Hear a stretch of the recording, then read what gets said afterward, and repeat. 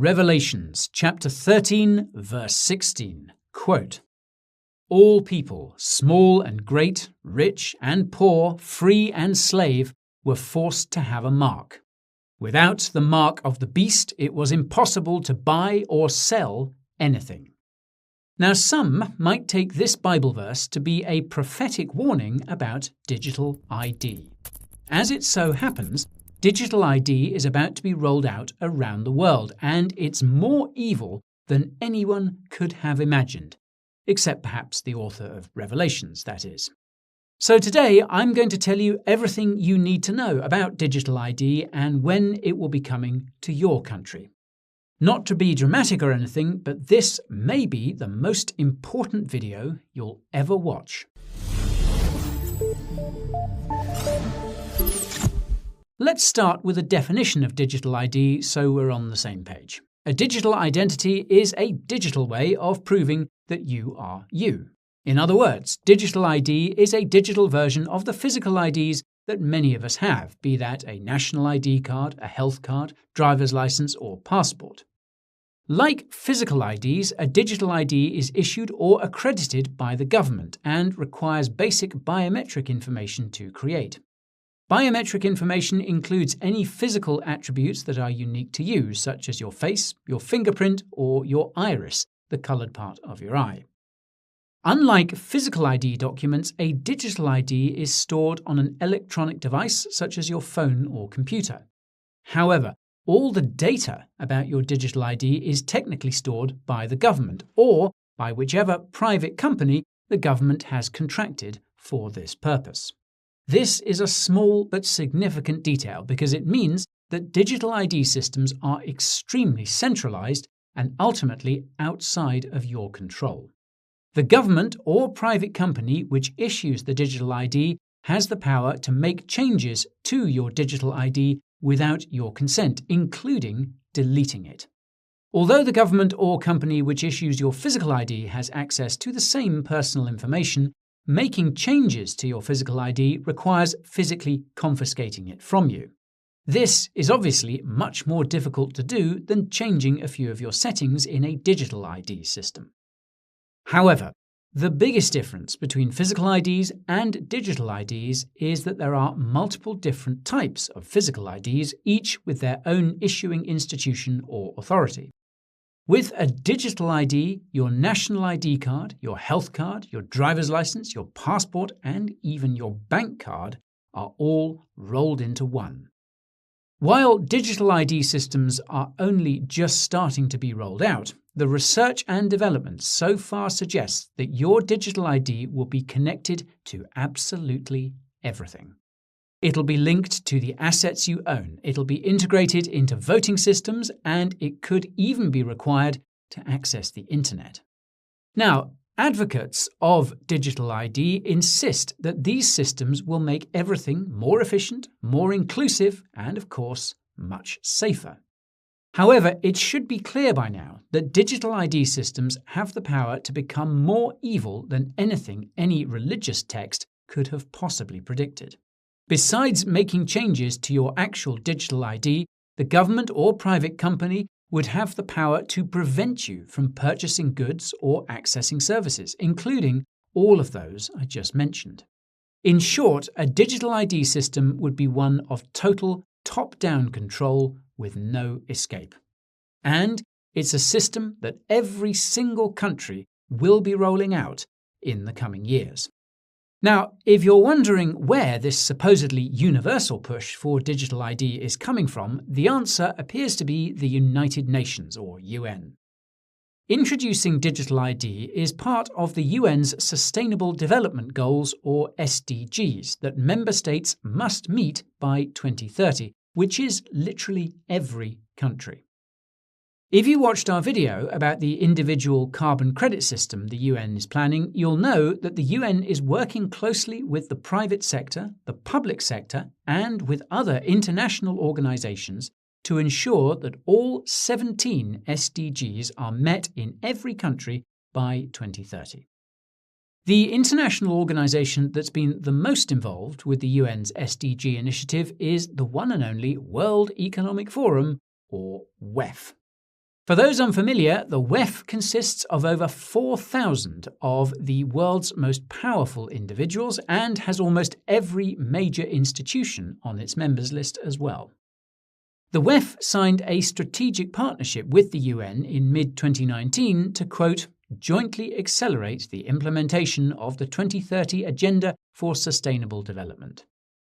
To that end, the WEF has been pushing the SDGs through ESG with the help of BlackRock, Bank of America, and others. More about the ESG investment ideology using the link in the description. Now, it's important to note that the WEF is not the only organisation that's been involved in the rollout of digital ID. What's fascinating is the organisations pushing digital ID seem to fall into two categories. The first represents private sector interests, and the second represents public sector interests.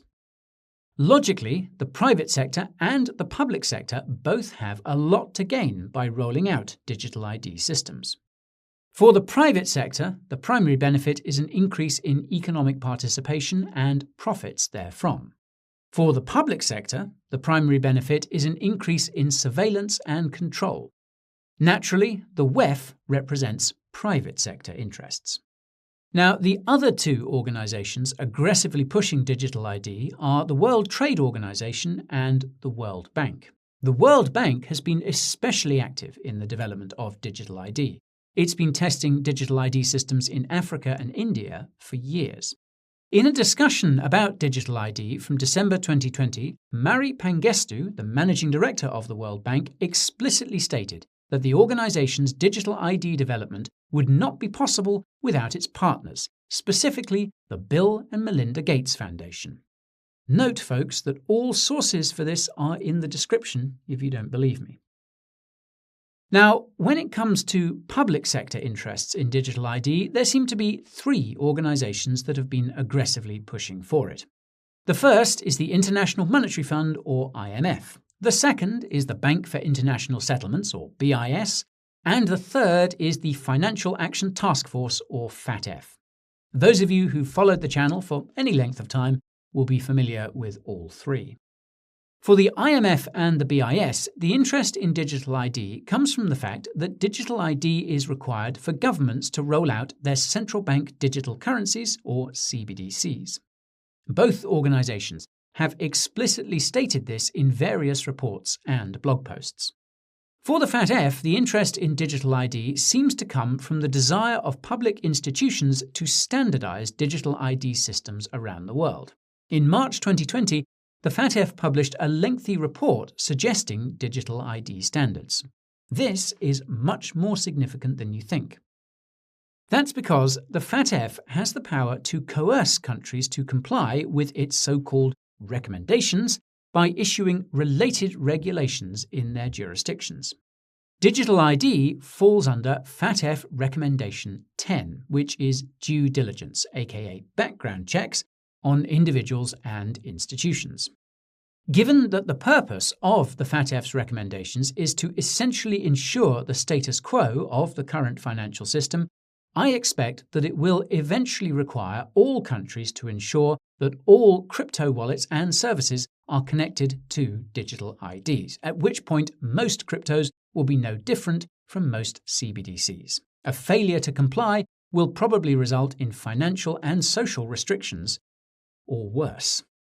By now, you're probably wondering when digital ID will be coming to your country. Well, it looks like almost every country will have a national digital ID by 2025. This is the timeline given by the United Nations Development Programme, or UNDP, in a report it published in February this year. The report is titled, quote, Digital Strategy 2022 to 2025, and I'll leave a link to it in the description because it is seriously insane. For starters, the report reveals that the UNDP's digital strategy was first announced in mid-2019, almost exactly when the WEF signed its partnership with the UN. The report also repeatedly states that the pandemic accelerated the development of digital ID around the world. It reveals that over 60 countries worked with the UNDP to deploy over 250 digital ID solutions. This is where things get seriously scary, so sit up straight and pay very close attention. In April 2019, consulting firm McKinsey & Company published an in-depth report about digital ID. The statistics in it are cited in many of the studies and blog posts published by organizations that represent both public and private interests in digital ID systems. You know, the organizations I mentioned earlier. So, what do you think the voluntary adoption of digital ID is in the countries where it's been tested or rolled out? According to McKinsey, fewer than 10% of people have adopted digital ID voluntarily. This is not surprising in the slightest, given the dystopian characteristics of digital ID systems. As a fun fact, the voluntary adoption of digital IDs is almost identical to the voluntary adoption of CBDCs in G20 countries, estimated by the BIS, specifically between 4 and 12%. This underscores the fact that the overwhelming majority will not voluntarily adopt the digital systems the UN wants to implement. The fact that the UN is apparently developing a separate digital ID system for the elites really says it all. So, how do you force the average person to adopt a digital ID when they don't want to? Well, there's only one answer, and that's to create a situation where the average person needs a digital ID to do everyday things, a situation where not having a digital ID makes living unbearably difficult. During the pandemic, dozens of countries demanded that their citizens show digital proof of a medical procedure that I shall not name because of the YouTube algorithm. The UNDP report arguably proves that these digital certificates of compliance were de facto digital IDs, in case that wasn't obvious enough. To be clear, I'm not saying the pandemic was at all premeditated. All I will say is that a pandemic simulation called Event 201 was conducted in October 2019 in partnership with the WEF, which partnered with the UN to push SDGs earlier that year, and the Bill and Melinda Gates Foundation, which has spent billions on digital ID development. There's also BlackRock's report from August 2019 that predicted the fiscal and monetary response to the pandemic and even what comes next for the economy after it's over. That will be in the description. Now, with that said, there's no question that the UN and its affiliates took advantage of the pandemic to run large-scale tests of their digital ID systems. I mean, the UNDP says this over and over in that digital strategy report. The UNDP report also reveals that digital ID will be used to support and enforce the UN's other initiatives, such as the Paris Agreement. If you watched our aforementioned video about individual carbon credit systems, you'll know that Article 6 of the Paris Agreement establishes these systems. The UNDP report even reveals details about how exactly the UN's digital ID push is being coordinated from the top. It discusses a, quote, digital governance group which is providing all the funding. What's concerning is that I could not find any information about this organisation anywhere on the internet. What's especially concerning is that the UNDP report describes the establishment of a global headquarters, country offices, regional offices, and policy centres for the digital ID rollout. It even reveals the roles that the public and private institutions will play in this digital ID dystopia. The paragraph that really stuck out to me was, quote, country offices will be the primary drivers of digital program design and implementation in the field.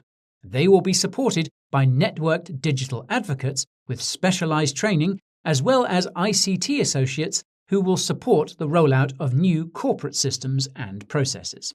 I couldn't help but be reminded of how WEF chairman Klaus Schwab is ushering in the Great Reset using a massive network of so-called young global leaders and so-called young global shapers. Maybe these young leaders and young shapers will also be digital advocates for the UN's Digital ID initiative. You can learn how to survive the Great Reset using the link in the description. Anyways, before I tell you about the possible outcomes of the UN's Digital ID rollout, I want to give you an overview of the digital ID rollouts in some of the largest countries and regions. I'll exclude China because we already know what's happening there, and I don't want to spoil the ending, so to speak. So, let's start with the United States. As some of you will know, many US states tested de facto digital IDs during the pandemic. However, it wasn't until a few months ago that US politicians tabled the, quote, Improving Digital Identity Act, which lays the legal framework for a national digital ID. What's disappointing is that the Improving Digital Identity Act was co-sponsored by pro-crypto Senator Cynthia Lummis. I suppose her definition of cryptocurrency is different from ours. For what it's worth, a few details in the bill seem to set limits on how involved the federal government can get in digital ID. The Digital Identity Act specifies that the US government will need to create a website listing all digital ID services within 450 days of the Act becoming law. Assuming that the bill is passed sometime next year, this means a national digital ID could be rolled out in the United States by 2025, on schedule with the UNDP. What's interesting is that the United States seems to be the only country where a CBDC will be rolled out before a digital ID system. This assumes that the Federal Reserve's FedNow fast payment system will be analogous to a CBDC, which has been mentioned by the BIS. FedNow will be released in mid-2023. Meanwhile, in Europe, the European Commission has been working on a block-wide digital ID system since 2014. However, it wasn't until the pandemic that European politicians amped up their digital ID efforts. Digital ID regulations were first proposed last year, and I should note that they come with a built-in digital wallet. When the digital ID regulations were proposed last July, EC Commissioner Thierry Breton said, quote, "The European digital identity wallets offer a new possibility for them to store and use data for all sorts of services, from checking in at the airport to renting a car. Basically, folks, it will be used for everything." Now, this is terrifying because Thierry is the same EC Commissioner who's been pushing for internet censorship in the European Union via the Digital Services Act. If his name sounds familiar, that's because he's the guy who's been publicly threatening to ban Twitter in the EU. Pure totalitarian. In any case, the European Digital ID wallet will become available in EU countries sometime in 2024, once the remaining red tape is cut, again on schedule with the UNDP. Meanwhile, the European Central Bank's digital euro is expected to be rolled out in 2025 or 2026 after regulations are passed next year. I'll quickly note that this all assumes that Circle's USDC and EuroC stablecoins won't become de facto CBDCs for the US and the EU. This synthetic CBDC setup has been promoted by the WEF, but a privately issued CBDC seems to be a point of contention for the public organizations in the UN's digital plans. More about Circle in the description. Now, I'd be remiss if I didn't tell you what the good old United Kingdom has been up to on the digital ID front. Like the US, the UK introduced digital ID legislation earlier this year. It's not clear when this legislation will become law, but contracts between the UK government and contractors run to 2024. This will be a fairly tight timeline, since the UK is expected to introduce a digital pound, dubbed Britcoin, in 2024. It's quite possible that the UK will be leveraging Circle to do this. This is because the UK government granted the first virtual currency license to Circle in 2016, and Circle announced plans for a pound stablecoin in April this year. Now, if you're interested in keeping up with digital ID developments, I strongly recommend checking out a website called Biometric Update. It was an invaluable resource during my research for this video, and the writing is surprisingly neutral given the content matter. I honestly suggest checking it every day, as I now do. And now for the fun part. Will the UN succeed in its global digital ID rollout? Well, that insane UNDP report actually outlined 4 possible scenarios. The authors were careful to state that the UNDP is not claiming any of these scenarios will happen. I reckon people are asking enough questions as it is. So, the first scenario is called, quote, on the same trajectory. The TLDR is that if things keep going the way they are, then big tech will take over, disinformation and misinformation will dominate, and the climate crisis will spin out of control. Quite the combination of outcomes. The second scenario is called, quote, falling into the abyss. Funnily enough, this scenario seems to be the one where crypto adoption becomes rampant.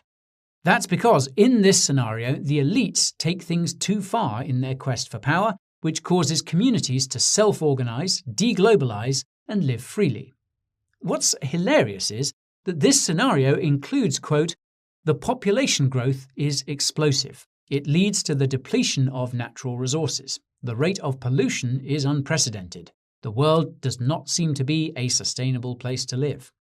Now, I for one don't understand how deglobalization could possibly lead to this outcome, nor the AI takeover they envision.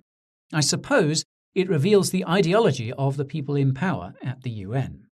It also reveals that they aren't aware of the fact that human populations have peaked in most countries, or will be peaking soon, as per the UN's own population modelling. More about that in the description. Now, the third scenario is called, quote, radical new normal, which certainly doesn't help with the premeditation speculation. This scenario can be summed up as one where the private organisations of the UN take over and, ironically, force people to live in the same community-based way as in scenario 2. Not surprisingly, the fourth scenario is called, quote, in pursuit of sustainability, and it outlines an outcome where the public organisations of the UN take over. It's one that can only be described as environmental communism enforced by AI.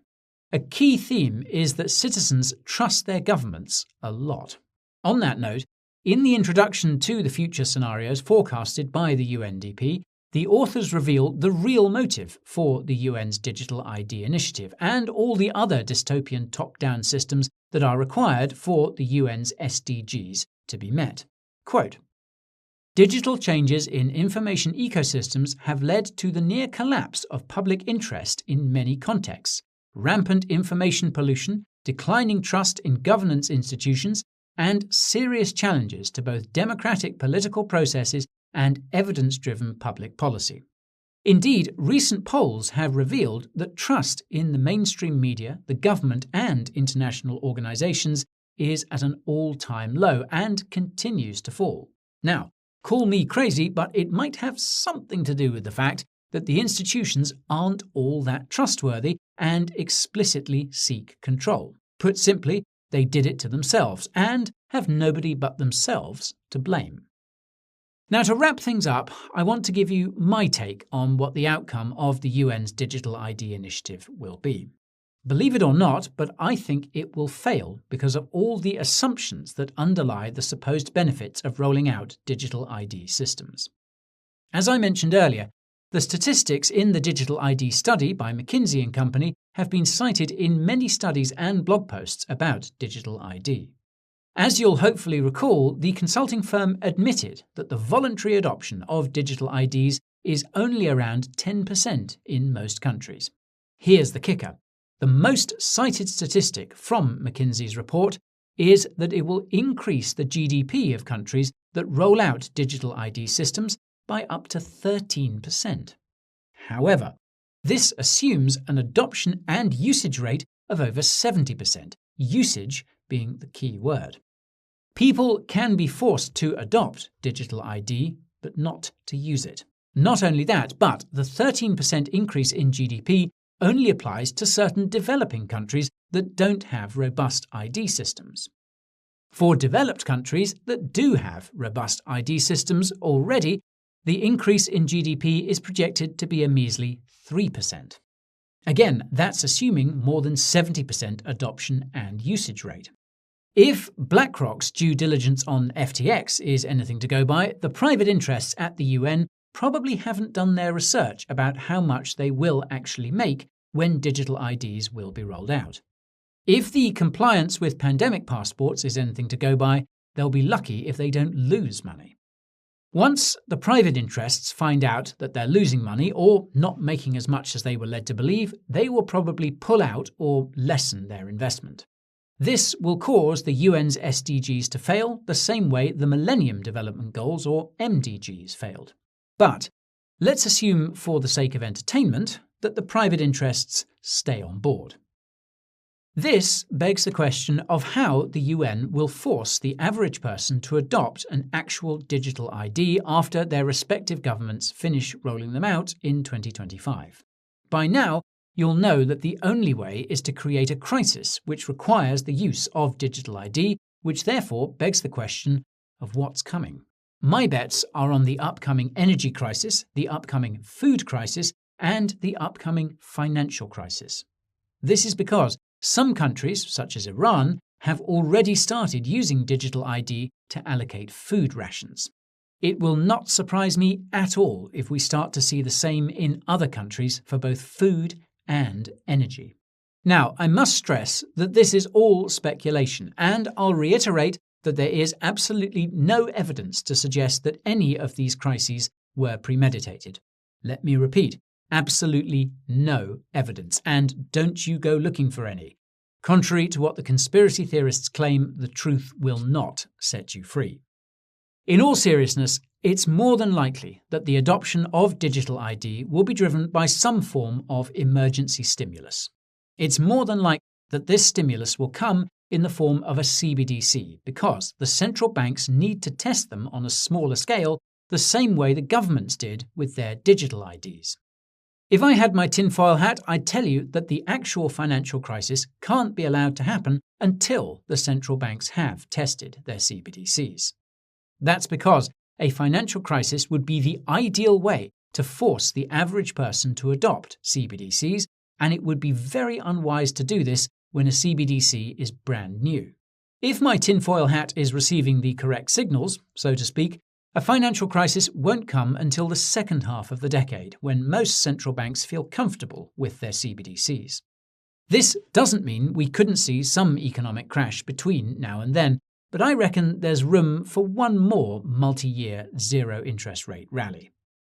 Fortunately, there is a silver lining to my tinfoil hat. That's that by the time the central banks have finished rolling out their CBDCs, cryptocurrency will have likely developed to a point that it's become a viable alternative to the current system. This will provide a way out for the people who want freedom.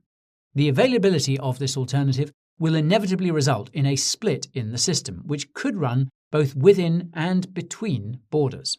One system would be controlled from the top down by the elites at the UN, and the other system would be controlled from the bottom up by the average person. What happens after that is anyone's guess, but the UN's SDG-driven digital ID push has made one thing abundantly clear. The people in power are desperately trying not to lose control. As cliched as it sounds, that's really what this is all about. The people in power trying to maintain that power by any means. The tragedy is that things like war, corruption, wealth inequality, and climate change could all be easily fixed if they just gave up their ability to print money using central banks and other means. If you don't believe me, check out our video about that. It will be in the description. Now, the problem with eliminating the ability to print money at will is that this would require the people in power to give up their positions, and this is something they refuse to do. Instead, they're trying to force everyone else to exist within their increasingly centralized and corrupt power structures. And you know what? That's fine by me. I truly believe that the average person will soon be able to create their own power structures using cryptocurrency. These power structures will be much stronger than those constructed by the elites because there will always be more of us than there are of them. It's basic economics and it's inevitable.